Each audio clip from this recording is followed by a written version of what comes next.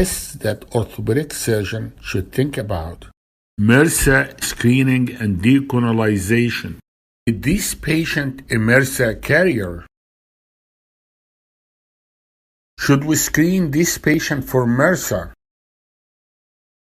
Strategy for prevention of surgical site infection will include optimization of the patient before surgery. Make sure the patient is nutritionally fit. You need to deal with the smoking issue, the diabetes, overweight patients.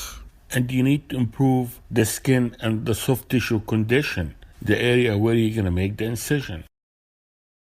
Another area that's important is to try to reduce the bacterial burden that the patient is carrying. Immediately before the surgery, you will give the patient prophylactic preoperative antibiotics, and you will try to decrease the contamination in the operating room. About 80% of the organisms that infect the patients are brought to the operating room by the patient themselves. That can be methicillin-sensitive staph or methicillin-resistant staph. It can be MSSA or MRSA carriers. If you identify these patients that are carriers and treat them before they go to the hospital, that will reduce the infection rate for these patients. Once these patients are in the hospital, we spread this bacteria to other patients. That's why hand hygiene is important. Proper hand washing is important. So how can we change that? How can we decrease that bacterial burden that the patient has on them? Because the patient is bringing these bacteria to the hospital, to the operating room. So what are the tests that we should do? How can we help that situation when the patient is in the clinic or in the office? Do screening for MSSA or MRSA, and then do decolonization. Some patients have large reservoirs of bacteria, and they are called carriers. And these are the patients that will have an increased risk of surgical site infection. These reservoirs are in the nose, the axilla, the groin, and the perianal area. You want to identify them, you want to eradicate the bacteria so you can decrease the risk of surgical site infection. Being a carrier will increase the chances of infection. The chances is about 10 times more risk for surgical site infection if the patient is MRSA carrier. You wouldn't know they are carriers unless you test them. It is important to identify these MRSA carriers so we can give them the proper antibiotics such as vancomycin. So what is a carrier? A carrier is the one that can spread the bacteria without necessarily becoming ill. About 2% of the population are MRSA carriers. MRSA is a contagious bacteria, and it is difficult to treat because it's resistant to most commonly used antibiotics.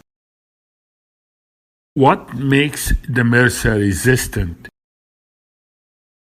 In the bacteria cell wall, we have a penicillin binding protein. When the penicillin is able to bind to the binding protein of the cell wall, it causes disruption of the cell wall and the bacteria. However, if the staph aureus acquires the MSSA gene, then it can alter the penicillin binding protein, making the bacteria resistant to all penicillins. People carry this MRSA harmlessly, and they don't even know they are carrying it. The primary way of transmitting MRSA is through direct contact from another person, an object, that has it or from a sneeze droplet of an infected person. 30% of staph bacteria lives in the nose. 25 to 30% of the population is colonized with staph. Means the bacteria are present but not causing an infection with staph. The odd ratio is 6 times if you are a MSSA carrier that you will get infection, and 10 times if you are a MRSA carrier.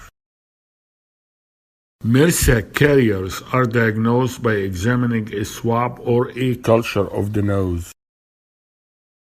You need to identify these patients before you bring them to the hospital, and you want to eradicate the organisms, or you want to do decolonization by using 2 to 4% chlorhexidine bath for 5 days.